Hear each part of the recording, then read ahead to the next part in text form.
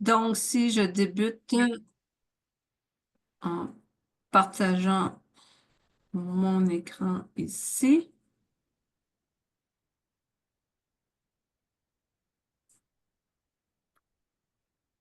bien.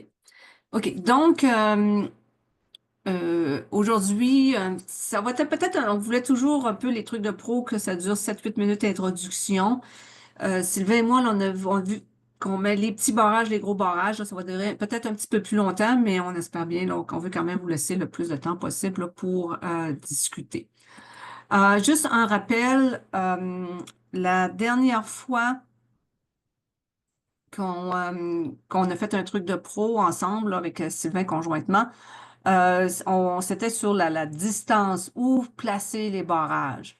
Donc, essentiellement, le rappel ou le take-home message était que chaque fois qu'il y a une baisse de hauteur de pression de 20 à 25 cm, c'est à l'endroit où on devrait positionner un barrage. Et pour ceux qui n'ont pas vu cette présentation-là sur aussi comment y arriver, comment faire, vous pouvez vous référer au site web de notre chapitre serre. Donc, j'ai remis le lien ici, là, mais vous pouvez aller directement sur le site loin pour le truc de pro du 14 novembre. OK, donc, si on commence dans le cœur du sujet, euh, le drainage, c'est quelque chose qui est comme relativement insidieux parfois alentour des tourbières. C'est souvent caché par la végétation. Ici, c'est au Québec où vous avez un drain ici, mais que bon, toute la végétation elle a repoussé. Et puis ici, c'est un endroit que j'avais visité au Pays de Galles. C'est un des endroits où j'ai appris vraiment là, plus comment mieux bloquer des canaux de drainage. Et vous voyez ici, on voit à peu près rien en surface. La dame, elle a les deux pieds dans un canal de drainage. Ici, le monsieur nous explique, voici, là, il est à cheval sur un canal de drainage. Ils l'ont bloqué en arrière, puis on voit un peu d'eau vers l'arrière. Et quand on dit que c'est insidieux, ceux qui s'intéressent, c'est que ça va, on ne verra pas tout de suite, mais sur une période de 50, 60 ans, ça peut avoir des effets de plus en plus extensifs sur la forestation des tourbières. Et à ce sujet, bien, je vous invite à aller voir les travaux de Stéphanie Pellerin, là, qui a un peu documenté ça. Puis on en discutait encore ce matin. Là, on dit, toutes les tourbières à peu près du Bas-Saint-Laurent, là, il y a à peu près plus de tourbières ouvertes. Donc, la première étape, lorsque vous avez ici un canal de drainage, là, je parle des canaux. Moi, je vais parler aujourd'hui des canaux qui sont de dimension moins de 1,5 par 1,5, 1,5 de profond ou 1,5 cm de large. Et Sylvain va parler tantôt de plus gros canal. La première étape, il faut nettoyer le fond complètement. OK, nettoyer le fond du canal de toute végétation. Fait que c'est la première étape. Bon, ici, il était déjà propre, mais des fois, c'est pas toujours propre comme ça. Fait qu'on enlève toute la végétation. Et on peut aussi, comme vous voyez ici, surcreuser un peu pour empêcher aussi qu'il y ait un écoulement sous-jacent au barrage. Parce que souvent en tourbière, vous voyez ici, là, ça, c'est naturel. Il peut y avoir des arbres. Souvent, plus, plus on est à peu près au Québec, c'est un peu moins vrai si vous êtes placé au Nouveau-Brunswick, en Nouvelle-Écosse ou à Terre-Neuve. Mais à partir du Québec vers l'intérieur des terres, de l'intérieur du continent, on a plus d'arbres dans la tourbe. Et ça, c'est l'eau peut être conduite à travers les arbres. Fait que c'est bien de tout bien nettoyer la végétation. L'étape 2 ensuite, c'est d'aller chercher de la tourbe décomposée comme matériel pour colmater le drainage. En général, ce qu'on fait, en tout cas, c'est ce qu'on a fait dès le début, là, que ce soit au lac Saint-Jean, que ce soit à Bois-des-Belles, dans notre station de recherche, c'est qu'on va tout simplement creuser. Bon, on prend la végétation de surface. Ça, vous la mettez de côté, il faut la conserver. Puis, on va chercher de la tourbe décomposée sous la surface. Puis, ça fait un genre de trou. Mais ce trou-là, on le laisse ensuite à l'eau libre parce que ça nous fait aussi des habitats, que ce soit pour les odonates, tu sais, ça fait des habitats d'eau libre qui peut être très bien pour la biodiversité. Et ensuite, on va boucher le canal. Fait qu'on a fait le toit adjacent un peu au canal et là, on va boucher le canal. Puis, je vais revenir encore avec d'autres photos. La troisième étape, il faut super bien compacter la tourbe, puis on replace la végétation comme telle sur le canal. Il n'y en avait peut-être pas dans le canal, mais le trou qu'on a fait, on prend cette végétation-là et on la replace. Si je vous montre ici un exemple du Pays de Galles, c'est là vraiment, c'est une visite que j'avais faite en 2012, puis que j'ai un peu mieux assimilé là, comment bien faire. Ici, c'est difficile à voir, mais on voit, on enlève la végétation en premier, on sauvegarde la végétation, on compacte la tourbe lorsqu'on en le met dans le fond, on remet la végétation en place. Et aussi, vous voyez ici, j'avais mis un genre de bâton de ski. Et puis, on voit de l'eau libre ici, là, donc le canal coulait dans ce sens-là. On fait le barrage se doit d'être plus haut que que la hauteur du niveau d'eau ou de la tourbière adjacente. Ici, vous voyez, la personne est dans le canal, vous voyez la hauteur et l'écoulement de l'eau allait comme ici, fait que l'eau s'est accumulée sur l'autre côté. Euh, Aussi, ce que j'ai beaucoup appris, puis je vais essayer de vous retrouver peut-être à un moment donné une vidéo, un lien là, à rajouter, c'est que souvent, si on a des pentes, tout ça, il faut faire la tourbe ou le barrage plus, faut y faire comme des bras plus surélevés pour pas que l'eau fasse à peine contourner, puis retourne puis dans le canal, puis se met à éroder la tourbe comme telle. Donc,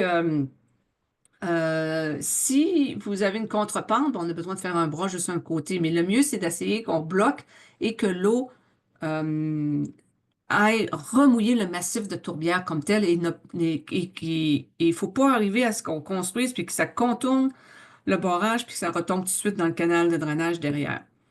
Donc, on essaie le plus possible de pouvoir envoyer l'eau sur le dessus de la tourbière, là. Et là, comme je vous dis, je vous parle pour les canaux de drainage de moins de 1,5 mètres. Ici, vous avez des choses qu'on a essayées. Je pense que j'ai vu François Quinté était présent. Fait que c'est des choses qu'on a essayées avec François à la tourbière dans le coin de Bic-Saint-Fabien. De manière générale, j'ai pas encore vu vraiment qu'on a besoin de structure lorsqu'on est dans les petits barrages. On avait essayé toutes sortes de choses. C'était le but, là. C'était une subvention qu'on avait eue du ministère des Transports ici, à la Tourbière du Bic. Donc, ils voulaient qu'on essaye différentes méthodes, le bois sur place, des choses comme ça, des géotextiles, pour empêcher l'érosion de la tourbe sur les côtés, etc.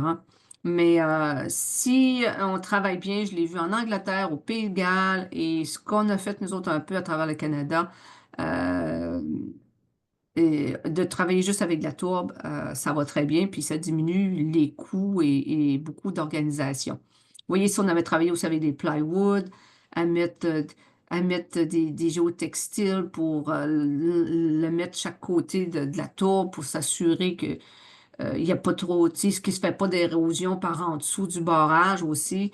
Mais comme je vous dis, qu'on le fasse pas. À date, on n'a pas, tu sais, pas trouvé de grands problèmes là, de perte de barrage qui se sont érodés par la suite là, sans avoir ces structures-là, en faisant juste les enseignements avec de la tourbe.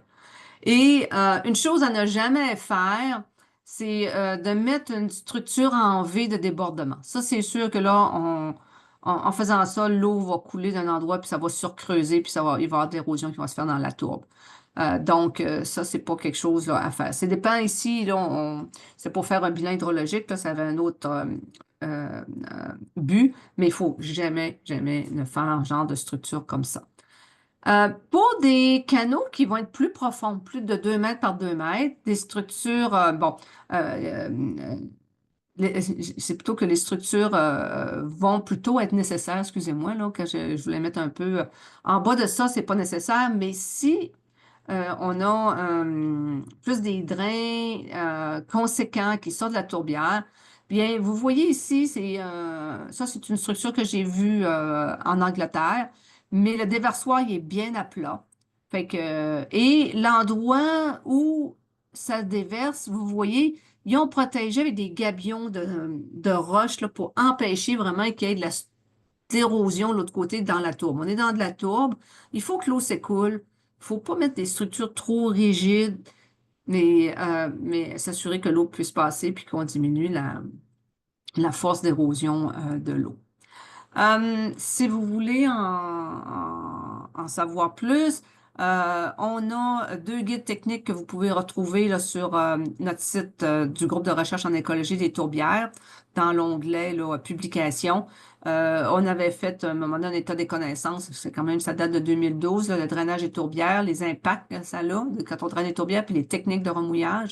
Et aussi, François Quinté a remis à jour là, nos dernières connaissances avec la préparation du site. Bon, ça, c'est pour les tourbières en général, là, mais aussi les techniques de remouillage. Et je termine avec ça. On le regardera pas, on pourra le regarder plus tard dans les discussions.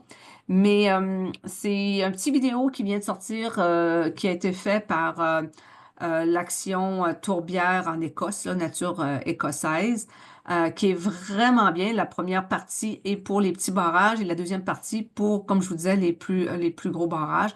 Et ici, vous avez le lien web qui illustre vraiment de très bonne manière là, en vidéo.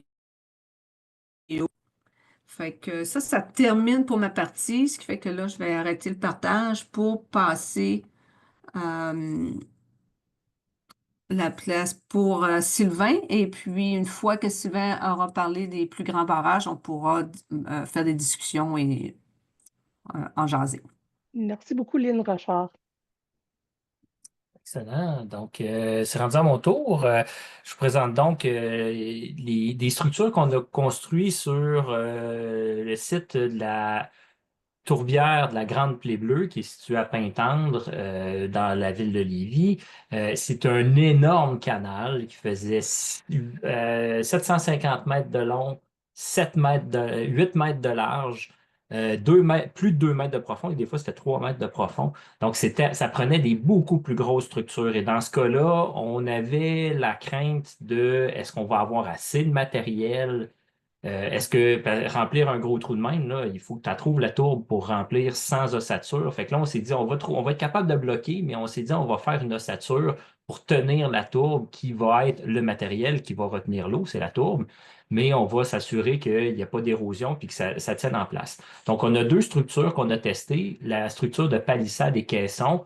Vous voyez les caissons ici qui font 3,5 mètres par 3,5 mètres et qui font environ 2,5 mètres de haut. C'était une boîte qu'on voulait justement remplir avec de la tourbe qui allait tenir cette boîte-là. Donc, en amont, on allait mettre une palissade que vous voyez sur l'autre figure.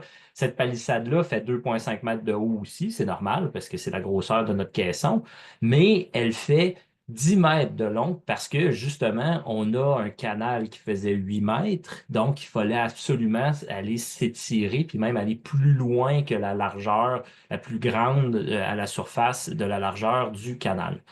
Donc, on a fait ça de cette façon-là. On a fait aussi une autre structure qui était des palissades doubles. Dans ce cas-là, c'était environ 3 mètres à la surface de largeur. Vu que c'était un peu trapézoïdal en bas, c'était 3 mètres 50.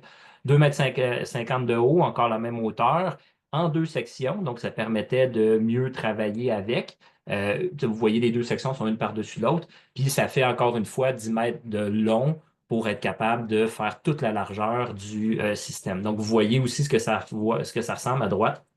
Quand ils sont assemblés, là, c'est quand même des structures très massives, mais c'est juste du malaise, c'est juste du bois qu'on peut mettre dans de la tourbe, puis ça ne se décomposera pas rapidement. Le secret de la sauce, c'est ça. On a transporté les structures en hélicoptère parce que si vous pensez à tout ce bois-là, il faut que vous amenez 800 mètres plus loin dans une tourbière. Juste l'amener le matériel va complètement détruire votre tourbière parce qu'il va falloir que vous passiez des dizaines, voire des centaines d'allers-retours avec de la grosse machinerie qui va avoir des tracteurs, des remorques, ça va tout détruire, puis vous ne serez même pas capable d'amener le matériel. Tandis que ça a pris 3 heures d'hélicoptère. On a construit ça dans un stationnement bien plat, tout bien droit, facile. Les travailleurs, ben, notre équipe a tout construit ça manuellement, facilement, bien droit. Puis après ça, en 3 heures, tout était rendu sur le site, aux bons endroits, déposé aux endroits où une pelle mécanique attendait. Puis là, le travail de la pelle mécanique, là, vous voyez la construction d'un barrage de type palissade et caisson, ça a pris une demi-journée au total installer tout ça. Fait qu'on a construit 6 barrages en 3 jours. C'était une demi-journée par barrage qu'on a installé. Vous voyez d'abord l'excavation qui a été faite. Là, le canal, on le voit, il est très, très large. On a installé avec des pelles mécaniques, 2 pelles mécaniques, une de chaque côté. Donc, ça simplifie beaucoup les choses. On a été capable d'installer le caisson au centre à la bonne profondeur pour qu'une fois installé, on soit capable de mettre la palissade à la bonne profondeur. Mais justement, c'est ça qui est drôle, on a creusé le caisson, mais la palissade n'a pas été capable de la rentrer aussi profondément parce qu'il y avait du sol minéral à cet endroit-là. On était à la fin de la tourbière. Donc, on a raccourci notre palissade pour ensuite combler tout le territoire. Puis vous voyez qu'il y a un comblement qui se fait aussi jusque sur les bras, un peu, une extension même un petit peu plus loin que le 10 mètres la longueur de la palissade pour s'assurer qu'il n'y ait pas d'eau qui fasse le contour de notre barrage. Et à la fin, on a mis de la végétation qui était sur le dessus. Oui, ouais. Oups, excusez. Donc, pour les palissades doubles, ben, on installait une première palissade. Ensuite, on la comblait et ensuite, on installait le matériel par-dessus qu'on recomblait par la suite. Donc, c'est juste pour vous montrer que c'était aussi pas très compliqué. Puis, en ayant séparé la palissade double en 2 sections, ça nous permettait de travailler de façon graduelle et de transporter des matériaux moins lourds avec les pelles mécaniques. Donc, les leçons pour la construction des gros barrages, ce qu'on a, c'est surtout vous dire que l'hélicoptère, pour nous, ça a été une meilleure méthode de transport de matériel. Les coûts sont faibles et il y a aussi aucune ornière qui est causée par l'apport de ce matériel-là. On a utilisé 2 petites pelles mécaniques parce que c'est plus rapide et plus efficace qu'une seule grosse qui aurait eu de la misère, aurait eu plus de difficultés à se rendre partout. Il aurait fallu qu'elle fasse de travailler des 2 côtés. Puis là, c'est 800 mètres de long. Ça aurait pris une éternité faire passer la machinerie d'un bord à l'autre.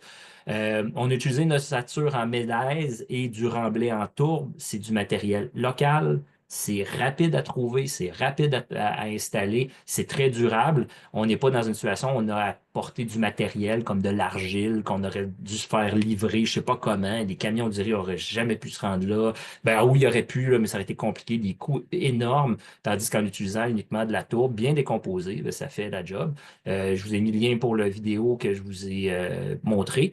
Puis je voulais aussi remercier dans le cadre de plusieurs des projets qu'on a là, mais surtout dans celui pour la construction des grands barrages, Olivier Marcoux qui avait commencé sa maîtrise sur le sujet, Sandrine, Marie-Claire, Paul Gaffney et Sébastien Raymond qui ont traité les données, mais aussi des partenaires du ministère de l'Environnement, donc Réal Carpentier, Michel Bergeron, la ville de Lévis qui nous ont aidés là, à réaliser ces projets-là.